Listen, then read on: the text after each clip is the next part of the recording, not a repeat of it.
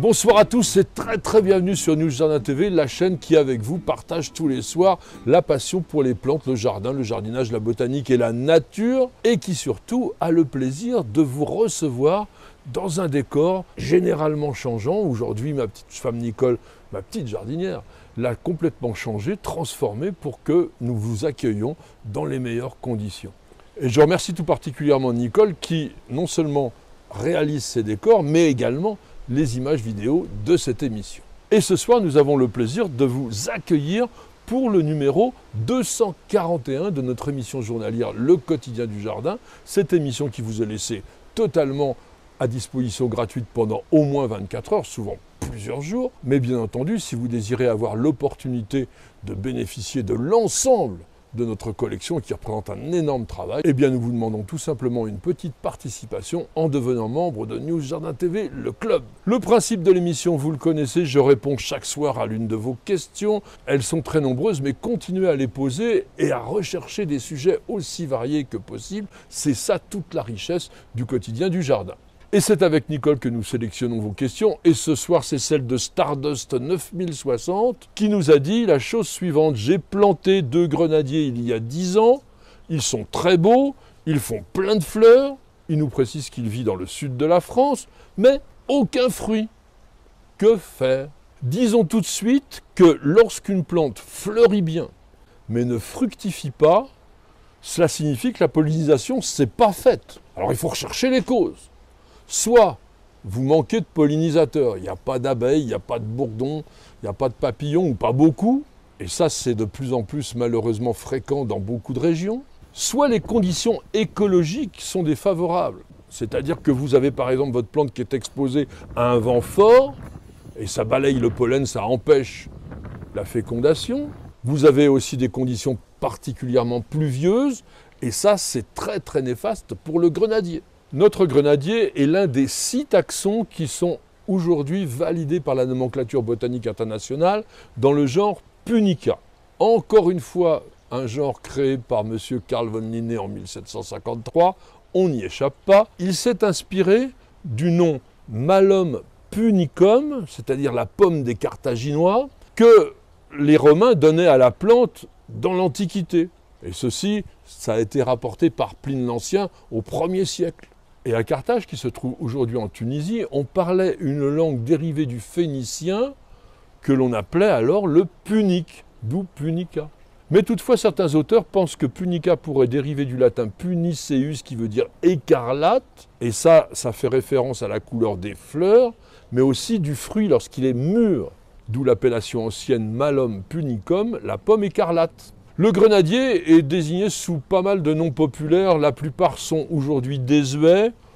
La pomme punique, le balostier, le balancier, le baloufier, le fruit de Carthage, le migranier, le miougranier. Et puis les anglophones l'appellent pomme granate, c'est-à-dire la pomme avec plein de grains.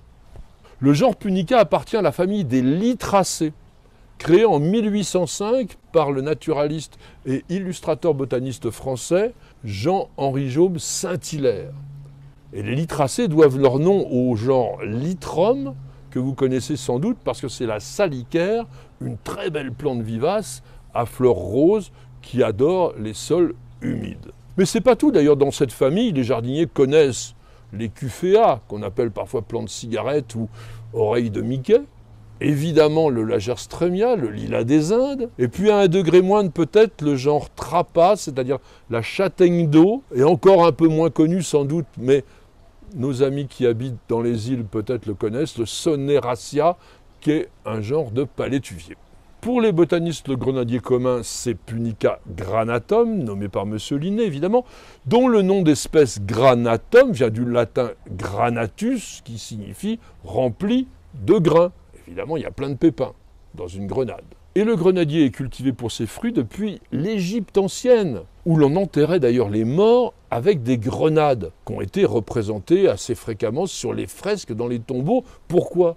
Eh bien tout simplement parce que c'était le symbole de la vie, de la naissance, en raison des très nombreux pépins, graines qu'il y a à l'intérieur du fruit. On pense que le grenadier a une origine moyenne-orientale, sans doute la Perse, c'est-à-dire l'Iran aujourd'hui, mais son habitat naturel s'est largement étendu puisqu'on le rencontre aujourd'hui depuis les Balkans, c'est-à-dire la Grèce, jusqu'à l'Himalaya. En revanche, c'est une plante qui est caractéristique des climats semi-arides. C'est important à savoir. Et aujourd'hui, c'est une plante largement cultivée dans les régions méditerranéennes. Et d'ailleurs, quand vous remontez l'histoire, vous voyez que le grenadier est intimement lié au développement à la fois de l'olivier et du figuier. Plante méditerranéenne s'il en est. Chez nous, en France, le grenadier s'est d'abord développé dans la région d'Aix-en-Provence à partir du XVIIIe siècle.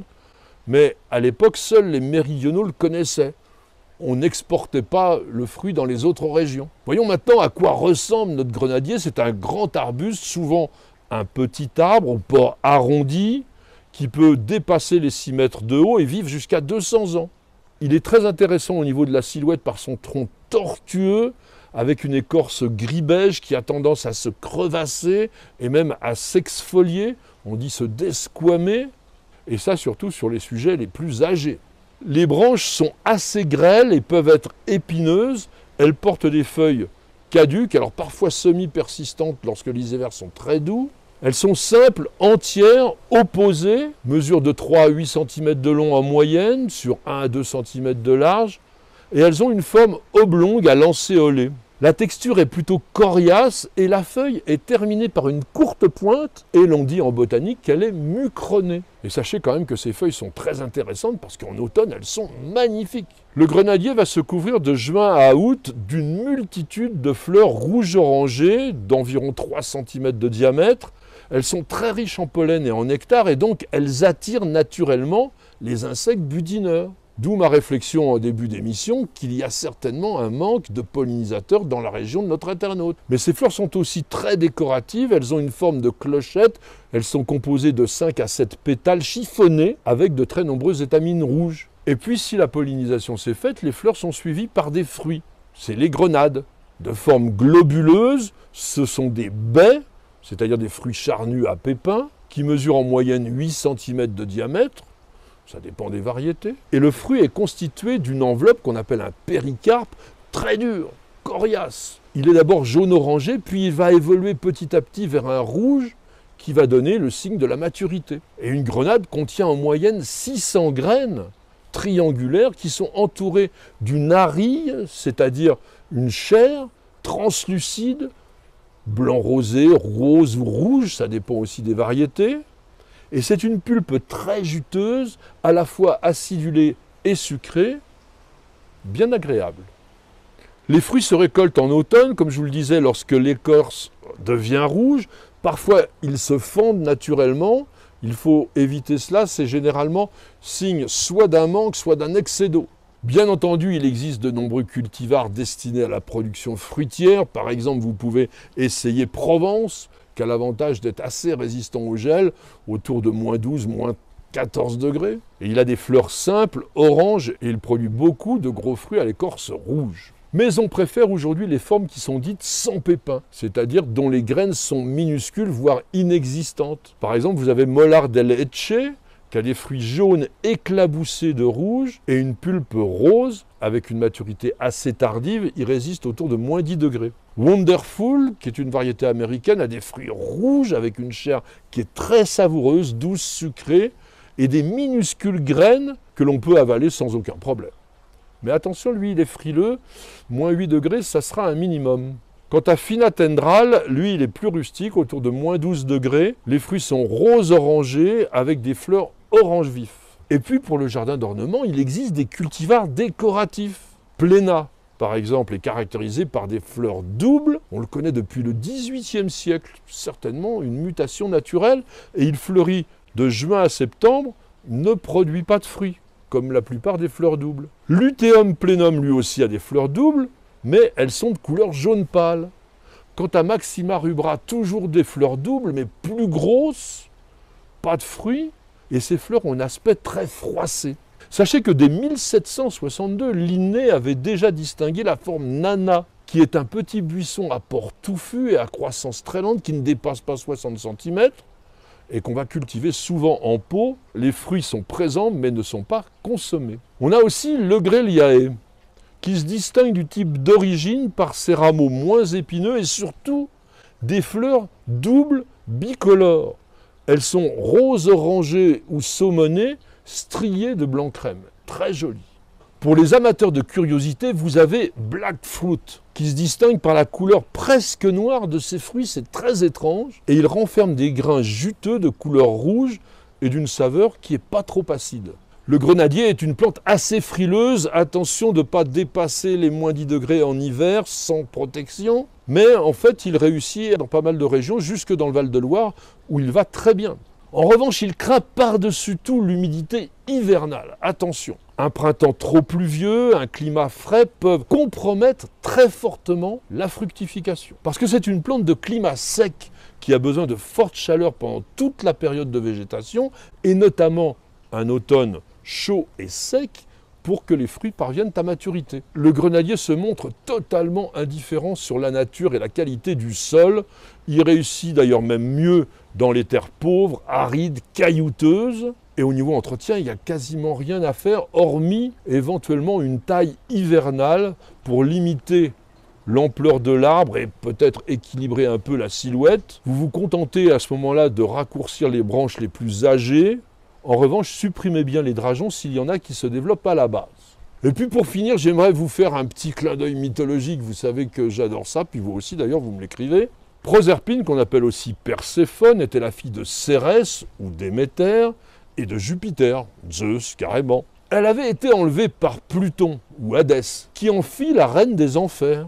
Cérès implora Jupiter qu'on lui rende sa fille, et celui-ci accepta à condition que Proserpine n'ait absolument rien consommé aux enfers.